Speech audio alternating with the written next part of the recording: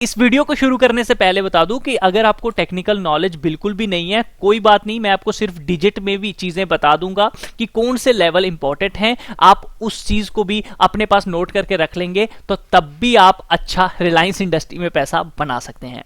दोस्तों पूरा आपको लेवल बताऊंगा, कहां बाइंग है, कहां सेलिंग है, ट्रैप कहां पे बिछाया गया है, आखिर अब अगर हमें बाइंग करनी है तो इसका बिल्कुल अच्छा वाला एवरेज प्राइस कौन सा है, वो सारी चीजें आपके साथ डिस्कस करने जा रहा हूं। रिलायंस इंडस्ट्री में अगर आप मुनाफा कमाना चाहते हैं तो इस वीडियो को ध्यान से देख लीजिएगा। इसके पहले आपके साथ शेयर की गई थी SBI शेयर की वीडियो।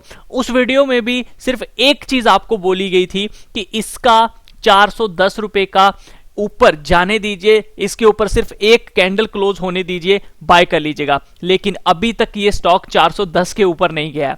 निचले लेवल आपको मैंने बताए हुए हैं, 354 का है, और भी नीचे लेवल बहुत अच्छे अच्छे मैंने बताए हुए हैं। अगर आपने वो वीडियो नहीं देखा तो ये है वो वीडियो SBI का, इसको भी देख लेना अगर आप SBI में पोजीशन बनाना चाहते हैं।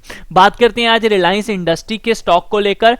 उसके पहले कुछ इंपॉर्टेंट चीजें, जो नए लोग होते हैं जिनको टेक्निकल चीजें नहीं पता, मैं उनके साथ कुछ डिजिट में बातें शेयर करना चाहूंगा ताकि वो समझ जाएं, और बाकी जो लर्निंग करने वाले लोग हैं वो भी इस चीज को बाद में समझिएगा। तो सबसे पहले मैं आपको एक इंपॉर्टेंट चीज बता दूं कि रिलायंस इंडस्ट्री के अंदर जो सेलर हैं, जो सेल करना चाहते थे स्टॉक को, वो किस प्राइस पे ट्रैप हुए हैं। वो प्राइस है 1895 का। याद रखिएगा, रिलायंस इंडस्ट्री के अंदर जो सेलर ट्रैप हुए हैं वो 1895 के पास ट्रैप हुए हैं। ये बात आप सबको पता होनी चाहिए।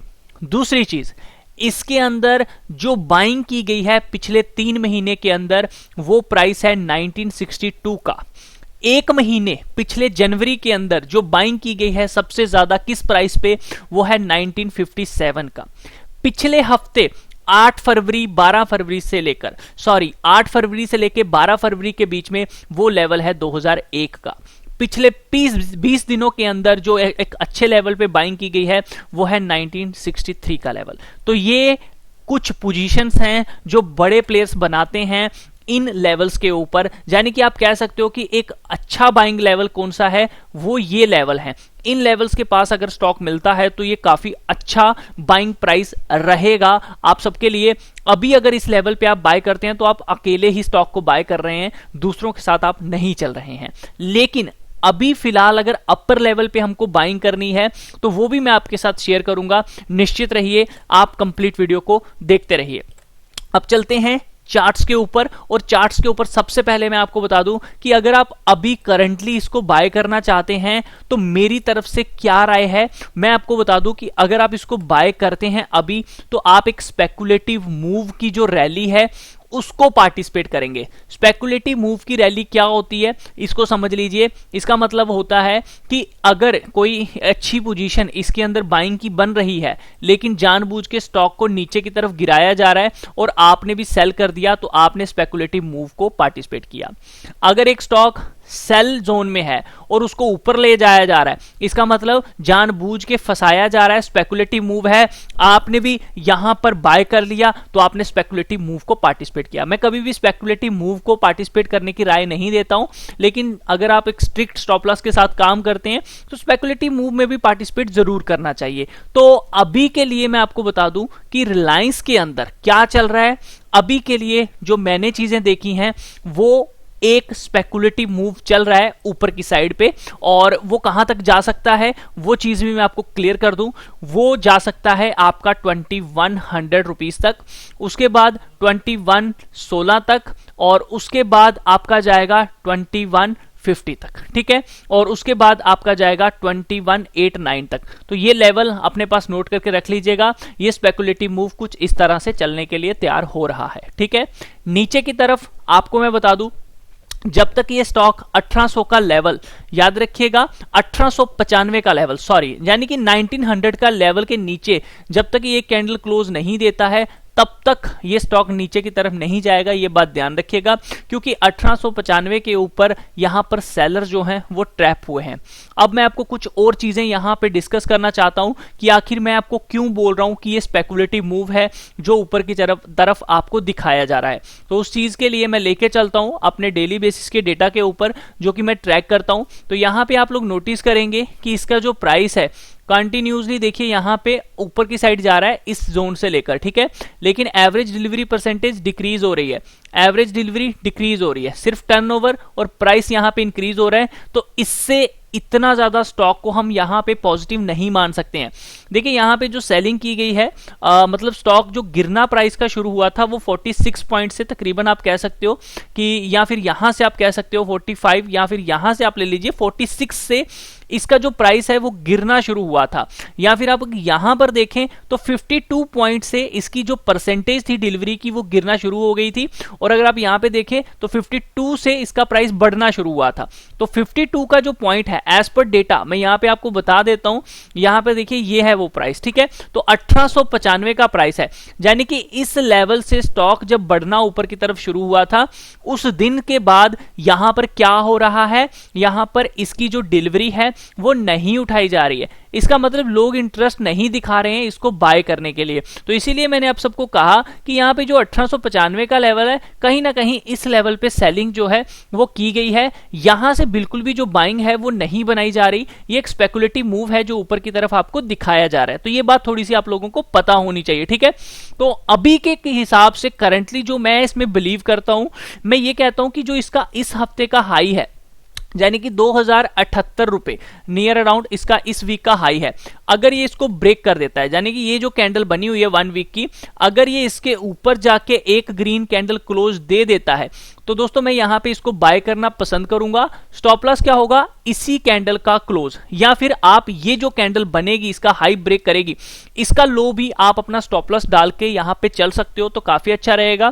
फर्स्ट टारगेट आप लोगों का क्या होगा 2116 का, उसके बाद ये आपको टारगेट दे सकता है 2150 के, और उसके बाद आपको 2189 के टारगेट दे सकता है। स्टॉप लॉस 2041 से बड़ा नहीं होना चाहिए, याद रखिएगा। ये जो इसका क्लोजिंग प्राइस है इससे बड़ा स्टॉप लॉस आपको नहीं लेके चलना है। लेकिन एक बात और ध्यान में रखिएगा, ये ना हो कि इसका डे हाई ब्रेक हो और ये बिल्कुल ही 2116 के ऊपर क्लोज हो और आप इसको बाय कर ले। बिल्कुल भी इस लेवल पे बिल्कुल भी आपको बाय नहीं करना है।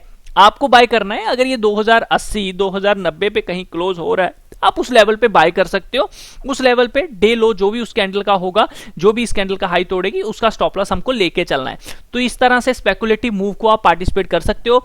बाकी नीचे की साइड जो मैंने आपको बता दिया 1962 का लेवल बहुत इंपॉर्टेंट है, वहां पे बाइंग मिलती है, 3 महीने का बाइंग प्राइस भी है, 20 दिनों का भी है, 7 दिनों का भी है, तो वो लेवल एक अच्छा रह सकता है बाइंग के लिए। फिलहाल के लिए अभी स्पेकुलेटिव मूव चल रहा है ऊपर की साइड, तो मैं नहीं आपको सजेस्ट करूंगा, लेकिन इस तरह से आप वीकली हाई टूटने पे इसको अगर बाय करना चाहते हैं, टारगेट लेना चाहते हैं तो आप ले सकते हैं।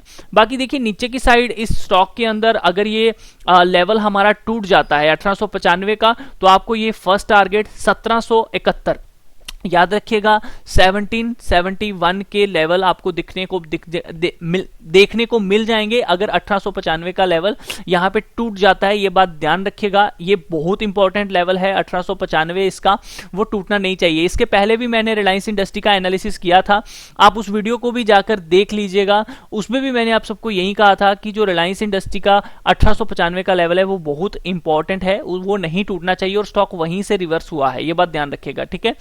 अब नीचे की साइड देखिए इसका जो जोन है अगर वो आता है तो देखिए 1597 1600 का लेवल भी यहां पे देखने को मिल सकता है, क्योंकि सपोर्ट हमें कहीं नहीं मिल रही है, तो ये बात ध्यान में रखिएगा। तो फिलहाल के लिए जो चीजें मैंने आपको बताई हैं उसके बेसिस पे अगर आप ट्रेड करना चाहते हैं तो कर सकते हैं।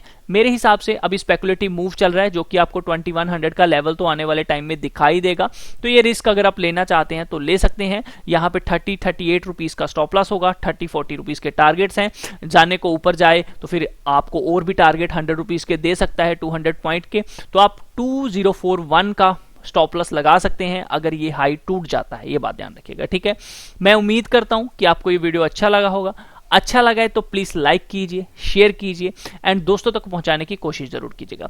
देखिए ये जो लेवल्स आपके सामने बने हुए हैं, ये यहाँ पे अगर आप देखेंगे तो यहाँ पे काफी बार आया था ये स्टॉक, यहीं से रिवर्स हुआ था, तो ये इस बेसिस पे ये लाइन बनाई गई है।